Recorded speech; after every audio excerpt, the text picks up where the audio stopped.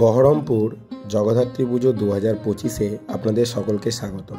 তো কালকে গেছিলাম খাগড়ায় এবং খাগড়ায় যে 3টি পূজা মণ্ডপ হয়ে থাকে সেটি আপনাদেরকে দেখালাম। প্রতি বছরের ন্যায় এবছরও চলে গেছিলাম বিটি কলেজ, মানে আপনারা ভট্টাচার্য পাড়ার যে পুজোটা দেখেন তার প্রথমেই যে বাড়িটা লেফটে চ্যাটার্জি বাড়ি, সেখানে কিন্তু খুব সুন্দরভাবে ভিতরে আলপনা লাইটের মাধ্যমে কিন্তু সাজানো হয়।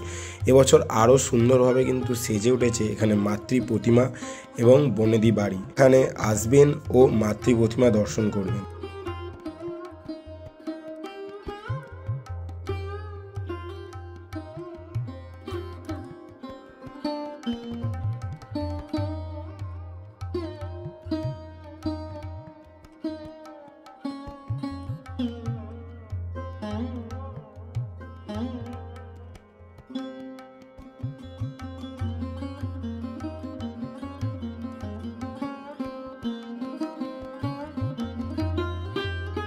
বহরমপুর সিটি ক্লাবের জগদ্ধাত্রী মাতৃ প্রতিমা আপনারা দেখতে পাচ্ছেন। সিটি ক্লাবের শোভাযাত্রা খুবই বড় হয়, ঠিক আছে। আমরা প্রতি বছর দেখে থাকি পুজোর 3-4 দিন পরে বিসর্জন শোভাযাত্রা বিশাল বিশাল বড় করে কিন্তু জগদ্ধাত্রী পুজোর শোভাযাত্রা হয়ে থাকে। এটার অ্যাড্রেসটা আপনাদেরকে বলে দিচ্ছি। আর হ্যাঁ, এবছর শোভাযাত্রা কবে বা কি থাকছে আমি ঠিক সেই বিষয়ে জানি না, নাহলে আমি এই ভিডিওতে জানিয়ে দিতাম, আপডেট দিয়ে দেবো।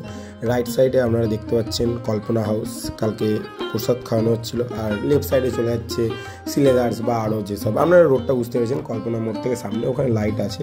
অবশ্যই আপনারা আসবেন এবং মাকে দর্শন করবেন।